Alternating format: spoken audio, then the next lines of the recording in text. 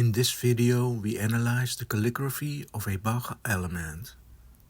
We focus on the individuality of each quill, how to date a score, workload, a small insect, whether he wore his wig while composing, the character of the notebooks, whether he had the composition completely in mind when doing calligraphy. At the end you will easily be able to recognize the type of ink used. And you might consider owning a score in the style of Bach's handwriting. The ink that Bach used.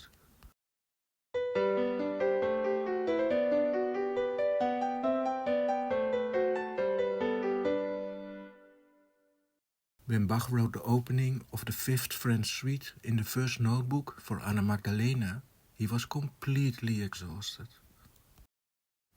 We are therefore very lucky, because it provides clues for pretty exact dating, deep insight into his compositional habits and how the notebook was used.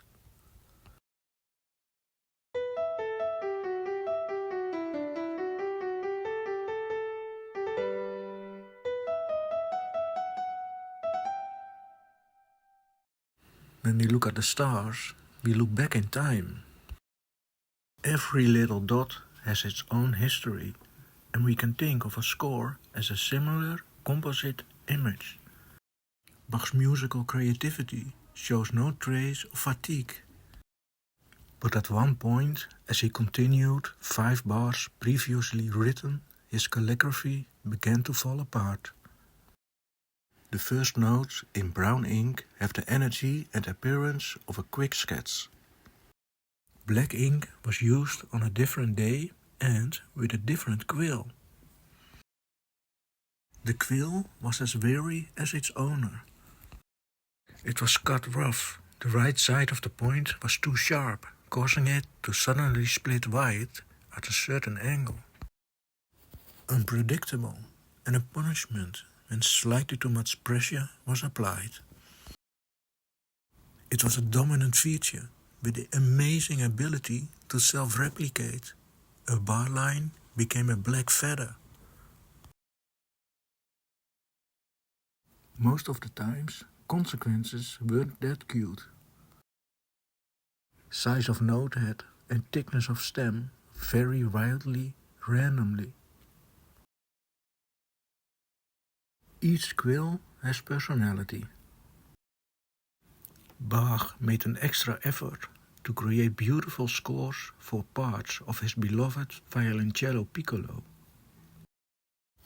Composed for New Year's Day 1725 and calligraphed neatly around 1732 with a splendid new cut quill.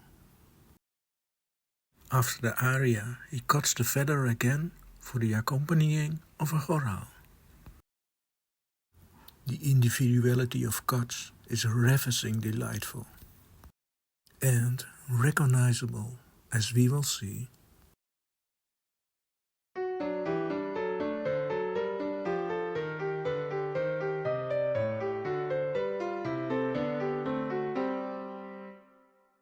Bach did not adjust his writing tool. When a used quill is handled, sharp edges are worn down, making writing more pleasant and smooth. But it is not only the poor condition of the feather that is revealing. Bar lines cross notes. Stems are slanted. The angle was affected by writing speed and state of mind. Brown ink notes were also written down at a rapid pace, but were much less bothered by the tendency to tumble. There are various sources for dating the music. Anna Magdalena Bachin has written the year 1722 on the first page. Another clue is the documented information available through the digitized scores. A period from 1722 to around 1725 is partly based on the watermark of the paper. These hidden images were unique and lasted not very long due to wear and tear of the paper sieve. Printed matter and written documents form a group from a period. The combination of written year and watermark seems to be a solid basis. Yet there is a reason for restraint. Das Wohltemperirte Clavier, calligraphed in 1722, has paper which watermark is connected to 1739 to around 1744. The exact dating of Das Wohltemperirte Clavier is partly based on the style of the calligraphy. 2D dimensions are measured, but basic calligraphic observations such as paper weight and ink components are missing. Student copies from 1725, made after another, now lost, revised autograph, form another date limit. In the notebook, episode closing bar and pickup beat are a 16 too short. Even despite this sneaky little fellow, who also doesn't count. The incomplete unit was retained after revisions. And apparently this is not directly due to his overtiredness. The years 22 to 25 were busy, often with one new cantata each week. During the period that he cut and tested his Quill here, he even wrote 7 cantatas in 14 days. It was the first week of 1725 that he calligraphed the last 2 out of 7 with this Quill. It seemed like a nice cut, but was a little too sharp on the right side, with a tendency to split unpredictably. Familiar, recognizable behavior, supported by other shared details. An additional staff was drawn by hand in the lower margin. He had been so productive that his supplies were running low. Ink was diluted with a large amount of water. Last bits of different types of ink were mixed in his inkwell. Brown and black, and some were so acidic that they dissolved paper. The 2 cantata scores are richly decorated with food stains. Small kitchen was located directly next to his composing studio. Anna Magdalena's notebook is similarly embellished. The bottom margin of her Allemande has 2 greasy fingerprints. Please share your thoughts on what we're looking at in the top margin. We are a bit hindered because the resolution of the scans is not exactly hair sharp. Bach composed without a wig if you look at the many hairs recorded in ink. We must be able to count any head lice. His scores are bug-free, with the exception of this fly. The little body impaled on a stem adds a triad, sounding diabolically, although its alkaline halo suggests it is holy. Wigs were powdered with flour held in grease.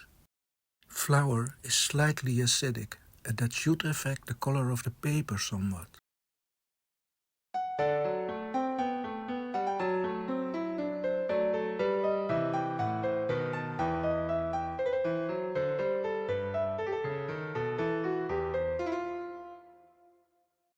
Anna Magdalena sits behind the keyboard and plays from her notebook.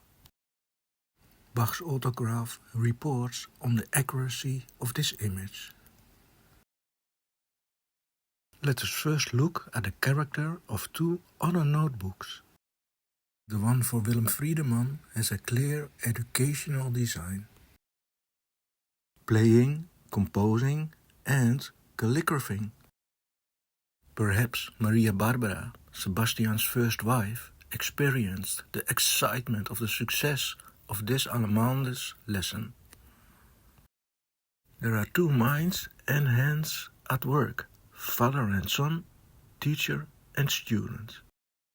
One confident hand and one that takes its first steps on the path of musical notation. It must have been a delight for Sebastian to see the spark of creativity ignite in Friede. This collaboration gave them so much satisfaction that they continued to do it their entire lives. As in this massive counterpoint study and conversation piece from the late 30s. Again, we see them alternate writing voices in their own characteristic calligraphy style. The Allemande, where it all started, is interesting for composition method and visual planning of calligraphy. Once again, we see a problematically noted transition between episodes. Bach insisted on composing in imagination and not sitting behind a keyboard. As in the great counterpoint study, each voice was composed separately, which contributes enormously to the quality of their compositions. The music had to fit on 2 small folia with 3 grand staves. The high bottom margin offered room if that did not work out perfectly. In 1725, Anna Magdalena received a new notebook. Vocal and instrumental pieces by several composers are calligraphed in it by many hands. For example, the sweet lullaby Sloem het ein, Fall Asleep, from a cantata. Sebastian transposed it for Magdalena's voice range. Heavy wear to the gilt page edge indicates that this was a heavily used score. She had a beautiful voice, and many children would have fallen asleep in her arms to this melody. The score, after turning the page, proves that she at least succeeded in putting the accompanist to sleep. Or maybe she was more of a singer than a keyboardist. Magdalena copied some French suite pieces too. We can recognize her signature staff lines in the blink of an eye. No left margin, a strongly upward trending arc that covers 3/4 and then dips briefly. Her calligraphy has the same confident elegance as her husband's. But there is also a striking difference. Notes are not placed properly among each other. This speaks against her being a keyboardist.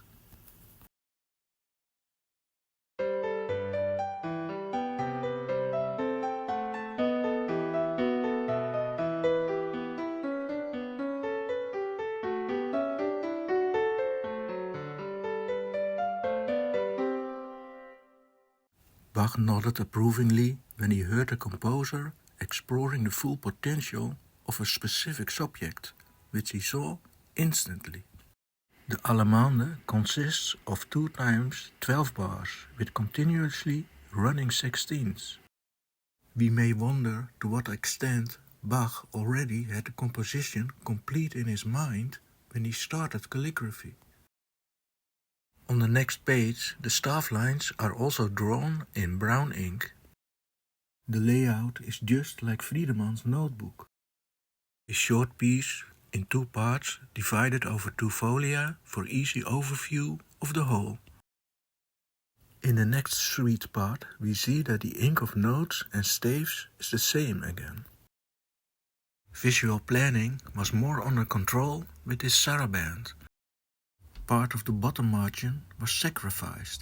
Distance between notes breathes and does not become cramped.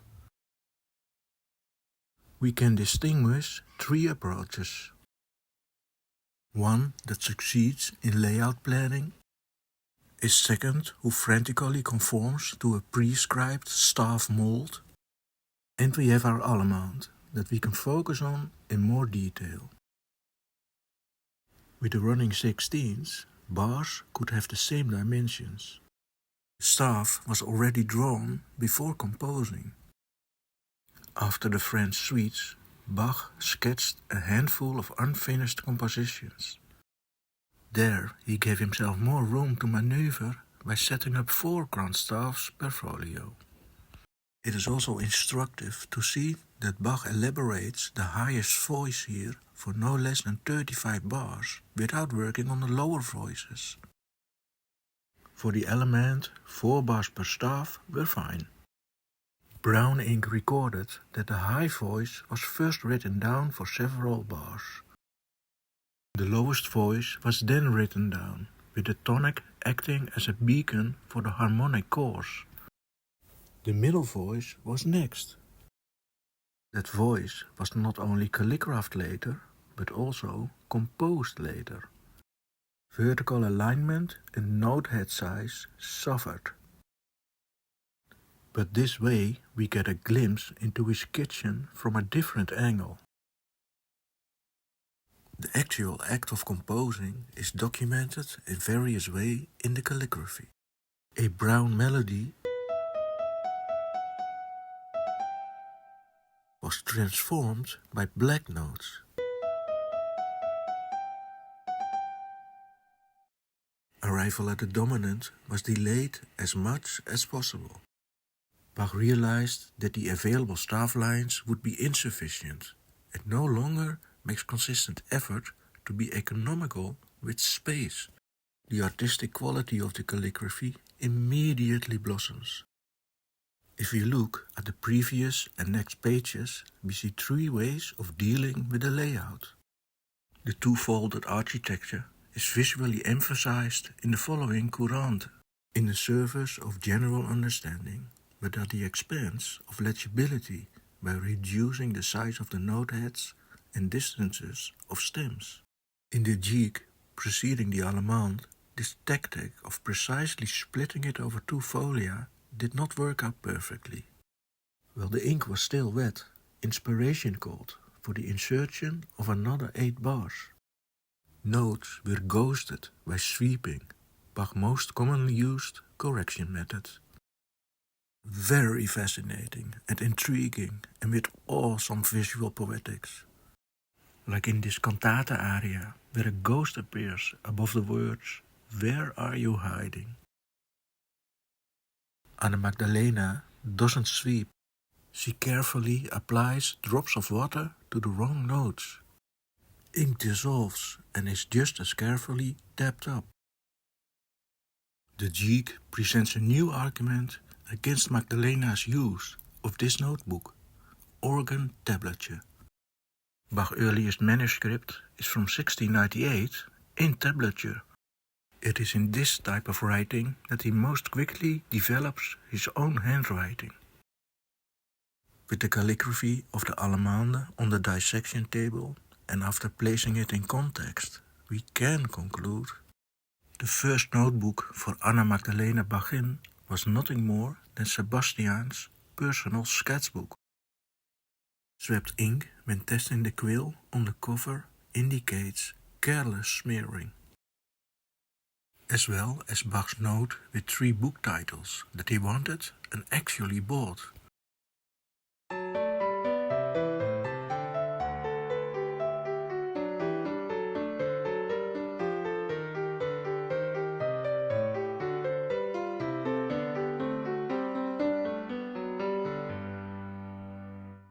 The contrast between black tones on brown staves was attractive to many calligraphers. With the Allemande, it was not a conscious choice, but merely practical acceptance. Bach avoids time-consuming steps.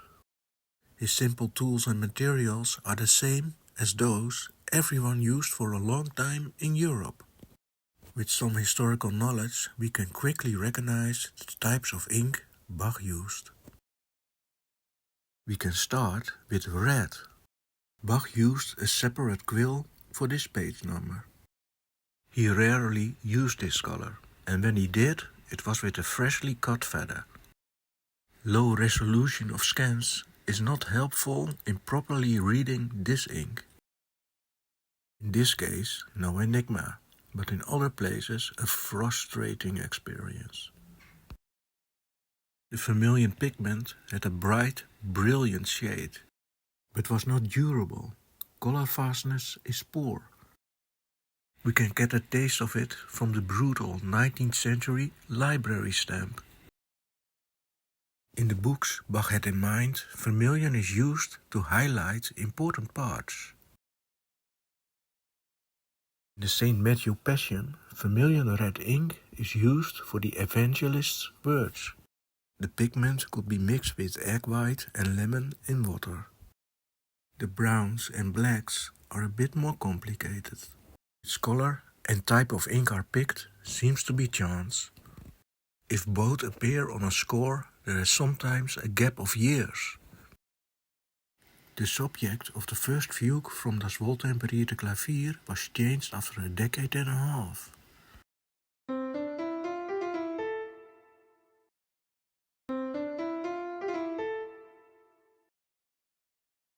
The cantata on the joys of paying taxes underwent a similar change after 10 years. The black ink edition of elongating point and 30-second beam hardly stands out in the battered manuscript. Slowly but steadily, ink completely destroys the paper, a process known as the confettifying of the scores. At the beginning of the 20th century, battered scores were placed between chiffon silk for protection. After 50 years, ink stuck to it, resulting in silk shrouds and ripped-off music notation. Another kind of rescue was applied, paper splitting. Both sides were glued to a new sheet, preventing further confettification. Type of ink is crucial to the current condition of the scores. This well-preserved sheet was calligraphed with carbon ink. Soot was preferably collected from a butcher's chimney. It had a bad reputation since the Middle Ages, because the ink easily redissolves in water. Iron gall ink actually had an excellent reputation, recommended for documents with perpetual value. This ink is so extremely acidic that the notation is etched into the paper. In the bottle, iron gall ink was light in color. It took a day for it to turn dark due to oxidation. Small amounts of salts and metals were added to immediately give it a nice color. Not lasting, but awesome sky blue shades were very popular. We can recognize the brown, non-acid inks as Liebster, slightly translucent and made of burnt wood or walnuts. The individuality of note heads, stems and beams of Bach's calligraphy is of astonishing power and beauty. In an age without standardization, the precise components of the ink and the way the feather is cut are as individual as a watermark. A database with a spectral analysis of inks can offer new possibilities for dating. A new calligraphy in an original style is not only a tangible pleasure to do. The sensation connects with history and creates a feeling of immediate contact. Taking the time results in a score where energy radiates from the folia. You might consider having such a score as a wall piece. You can contact me by email. You can also support this project by hitting the like button and following this account. Be sure to enjoy more.